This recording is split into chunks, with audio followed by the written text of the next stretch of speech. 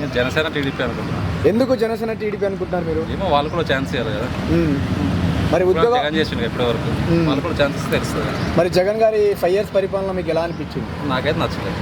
ఏ విధంగా నచ్చలేదు అనుకుంటున్నారు? సోషల్ మీడియాలో, టీవీలో, పేపర్లో చూస్తున్నాం కదా, తెలుస్తుంది.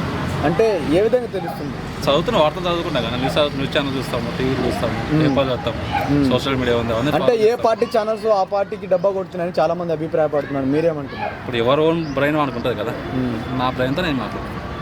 అంటే ఇప్పుడు జగన్ గారు ఏమంటున్నారంటే 2 లక్షల పైగా ఉద్యోగాలు ఇచ్చాము, ఈసారి మళ్ళీ గవర్నమెంట్ ఫామ్ చేయబోతుంది అంటున్నారు కదా.